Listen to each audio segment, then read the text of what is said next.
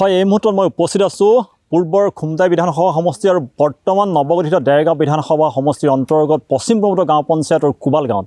আৰু মোৰ সহযোগী এটা মই পথ দেখাবলৈ অনুৰোধ কৰিছোঁ। এয়া হৈছে কোবাল গাঁৱৰ এটা অংশৰ পথ, আৰু এই পথটি প্ৰায়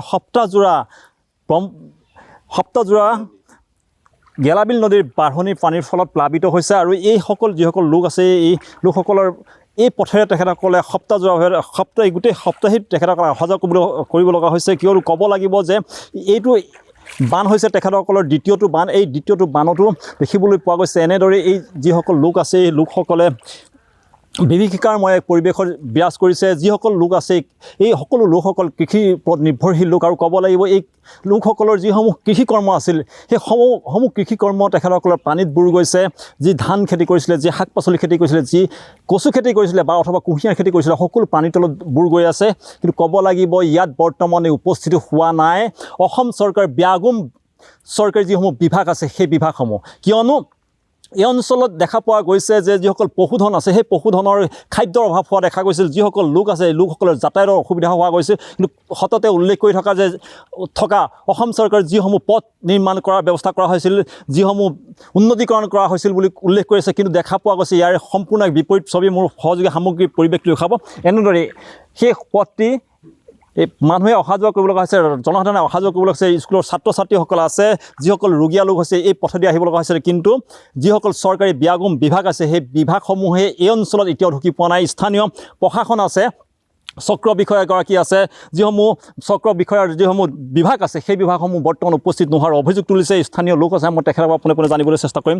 দাদা, যিহেতু আপোনালোকৰ এসপ্তাহ হ'ল আপোনাৰ এই পানী, আপোনালোকৰ যিসমূহ পথাৰ আছে, পথ আছে, সকলো বুৰাই পেলাইছে। মাত্ৰ আপোনালোকৰ যিসমূহ ওখ ভেটিত ঘৰ নিৰ্মাণ কৰি আছে, কেনেকুৱা কি পৰিস্থিতিৰ সৃষ্টি হৈছে? মানে ইয়াত আপোনাৰ ধৰক প্ৰথমটো পানী আপোনাৰ 7 দিন 8 দিন ডুবি থাকিলে, আৰু এতিয়া দ্বিতীয় পানী, আৰু আপোনাৰ শাক পাচলিৰ পৰা ধৰি আমাৰ ইয়াতে একো নাইকিয়া হ'ল, চব ডুবি গ'ল।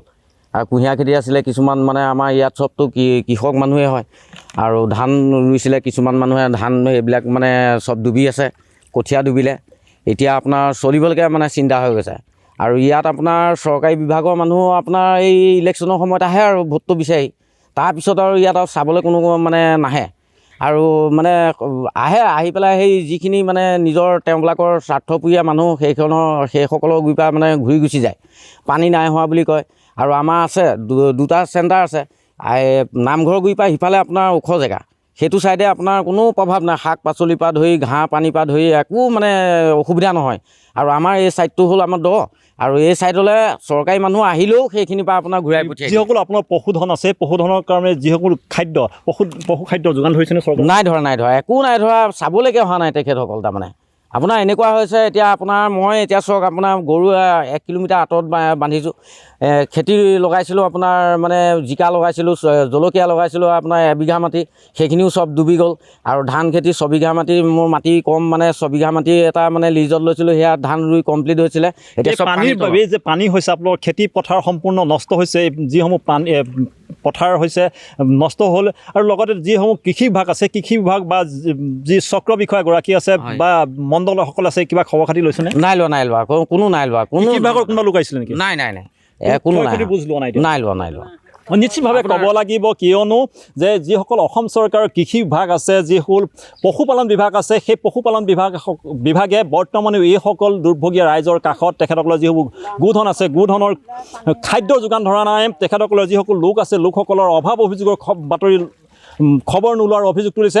ক'ব লাগিব যে এই বাতৰি যদি চাই আছে কৃষিমন্ত্ৰী অতুল বৰা ডাঙৰীয়া, আপুনিও আপোনাৰ যি পশুপালন বিভাগ আছে, সেই পশুপালন বিভাগৰ জৰিয়তে এই দুৰ্ভগীয়া লোকসকলক আপুনি যি পশু খাদ্য আছে, সেই পশু খাদ্য দিয়াৰ ব্যৱস্থা গ্ৰহণ কৰক। আৰু এজন লোক আছে, মই তেখেতৰ পৰা জানিব বিচাৰিম, সম্পূৰ্ণ ৰাইজৰ গেলাবিল নদীৰ বাঢ়নি পানী সম্পূৰ্ণ প্লাবিত হৈ গ'ল, আপোনালোকৰ ঘৰ মাটি বাৰী খেতি পথাৰ সকলো নষ্ট হ'ল, কি ক'ব এই মুহূৰ্তত? আপুনি দেখিছে পৰিৱেশটো কেনেকুৱা হৈছে, গোটেইখিনি মানুহৰ ৰাস্তা এটা নাই। ৰাস্তাটোৰ কাৰণে আমি চৰকাৰী পক্ষৰ লগত যোগাযোগ কৰি ভাগৰি যোৱালেখীয়া হৈছে। আৰু এতিয়া যিটো ৰাস্তাত থিয় হৈ আছে, এইটো ৰাস্তা আমি গঞাই বন্ধা ৰাস্তা। যেতিয়া লকডাউন আছিলে, লকডাউনত আমি নিজে কোৰ মাৰি পেলাই বনোৱা ৰাস্তা, তাৰ ওপৰত এতিয়া আপোনালোক থিয় হৈ আছে। আৰু তাৰ উপৰিও এতিয়া যি বানপানী, এইটো 2 নম্বৰ বান। আপুনি মণ্ডলৰ পৰা ধৰি পশু পালন বিষয়াৰ পৰা ধৰি সকলো খবৰ দিয়া হৈছে, কিন্তু এই মুহূৰ্তলৈকে কোনো খবৰ খাতি লোৱা নাই আৰু পশুধনৰ খাদ্য যোগাৰ কৰা নাই।